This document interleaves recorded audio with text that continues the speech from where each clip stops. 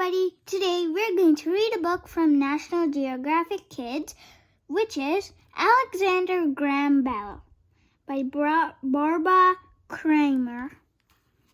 An inventor and teacher. Can you imagine a world with no telephones? You would not be able to call your friends or text them with exciting news. If you needed a ride home, you could not call anyone to let them know. Thanks to Alexander Graham Bell, we now have telephones to make our lives easier. The inventor looks upon the world and is not contented with things as they are. He wants to improve whatever he sees. A boy in Scotland. Bell was born on March 3, 1847 in Edinburgh, Scotland. He was the second of 3 sons. His grandfather and father were also named Alexander Bell, so he went by the nickname Alec. That's a fact. Bell did not have a middle name. He added the name Graham when he was 11 years old. His parents were not upset. They liked his new name, Bell, at age 15. Bell's grandfather and father were both speech teachers. They helped people learn to speak more clearly. Bell's mother, Eliza, was almost totally deaf. She used an ear tube to help her hear. A young Bell write with his father and grandfather. Exploring. As a boy, Bell enjoyed music. He could listen to a song, then sit down and play it on the piano. He could remember the notes he heard. Then he played them back. He liked science too. He collected shells, birds' eggs, butterflies, and bugs. Later, he added skeletons of small animals, such as frogs and mice. Bell continued to play music all his life. His mother homeschooled him until he was 10. When he was 11, he went to Royal High School. He graduated when he was 14 years old. Royal High School. That's a fact. Bell created his first invention when he was 11 years old. It was a machine to remove the husk or outer covering from grains of wheat. In his time, when Bell was a boy in Scotland in the 1850s, many things were different from how they are now. Toys. Boys played marbles and girls jump roped. Both boys and girls played with large iron hoops they rolled across the streets. Transportation. People traveled on foot or horseback or by cart or coach. Wealthy people could afford to travel by steamship and trains. School. Many poor children in Edinburgh could not go to school at all. They worked in mines and factories to earn money to help their families. Communication. The fastest way to send messages by the telegraph. The telegraph machine uses electricity to send messages over a wire from one place to another. The messages were written in code. So this is the Morse telegraphic code. History. Edinburgh was divided into 2 sections. The old town stretched along the foot of a rocky cliff. The famous Edinburgh Castle sat on top of the cliff overlooking the city. Bell lived in the section called the New Town. Young teacher. In 1863, Bell began teaching speech and music. He was 16 years old. Some of his students were older than he was. He also studies his father's visible speech system. The system used symbols to show how the mouth, tongue, and lips make sounds. Bell helped his father demonstrate how it worked to groups of people. Words to know, visible, able to be seen. Symbol, a letter or picture used instead of words. Demonstrate, to show how something works. This chart shows symbols in the visible speech system. Bell and his father later believed the visible speech system could help deaf people learn to talk. A new country. The Bell family moved to London in 1865. Bell studied and taught there. At one school, he used his father's visible speech system to teach deaf children.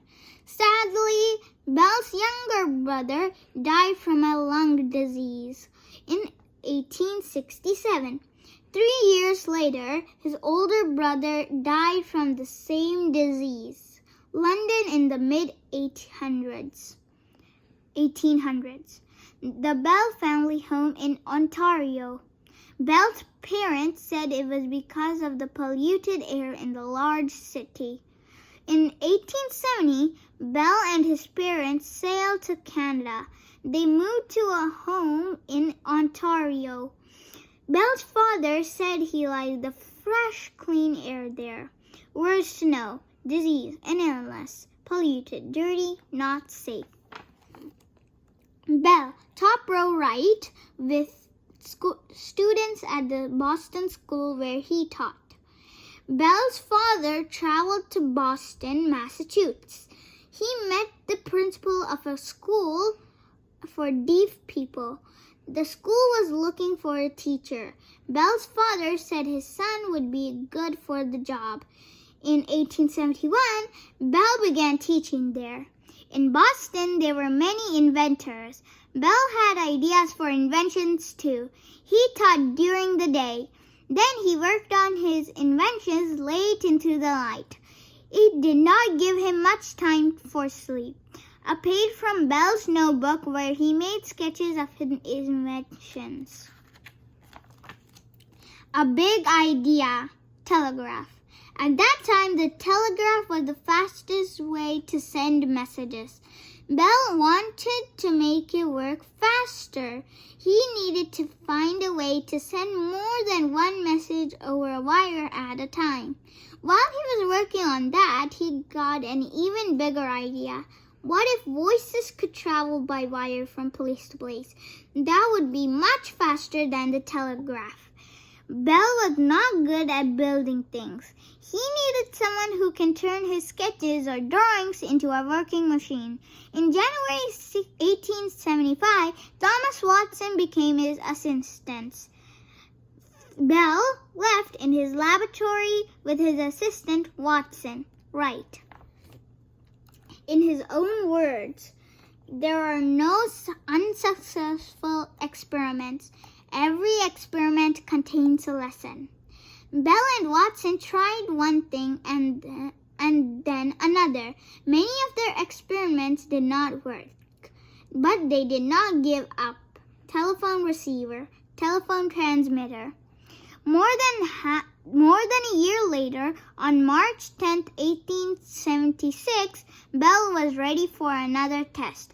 Mr. Watson, come here, I want to see you, he shouted into his machine. Watson was working in another room. He ran to Bell with exciting news. He had heard Bell's voice through the wire. That was the very first telephone call. Bell and Watson working together in Boston in 1877. Presenting the telephone. In June 1876, Bell demonstrated his telephone at a large fair in Philadelphia, Pennsylvania. People were amazed. Bell speaking into his telephone in front of a large crowd. The Bell Telephone Company. They lined up to take turns listening and speaking on the telephone. A year later, Bell and 3 other men created the Bell Telephone Company. They charged the people a fee to use telephones in their homes and places of work. 7 cool facts about Bell. 1. 15-year-old Bell and his older brother used rubber, tin, and wood to make a talking skull. 2. Bell married Mabel Hubbard. She had been one of his students. Mabel had lost her hearing because of a childhood hearing illness. 3. Bell had a picture of an owl hanging in his lab. His wife gave it him as a joke because he worked so late at the night.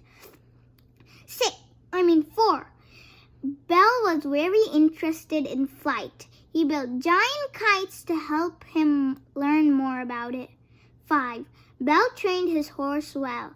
When Bell clapped once, the horse took Bell to his lap. 2 claps meant go home. On January 25, 1915, Bell made the first coast-to-coast telephone call from New York to California. Bell encouraged his 10 grandchildren to explore new ideas. He created more than 100 experiments for the children to do. New adventures. The Bell family's second home in Cape Breton in Canada. Bell and his family moved to Washington, D.C. in 1879. Bell set up a lab and began working on different inventions. That's a fact. In 1879, President Rutherford B. Hayes had the first telephone put in the White House. He did not get many calls because only a few people had telephones. In 1898, Bell became president of the National Geographic Society. He made the National Geographic magazine better by adding photographs and maps from places all around the world. And here is a timeline of Bell's life. Helping others. Bell died on August 2nd, 1922. In his honor, the whole telephone system was shut down for 1 minute.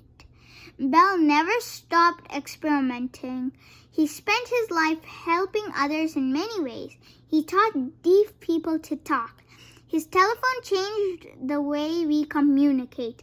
It made our lives easier, and it made Bell one of the best-known inventors in the world. And this is still, again, the timeline of him. Be a whiz. Thank you for watching. Bye!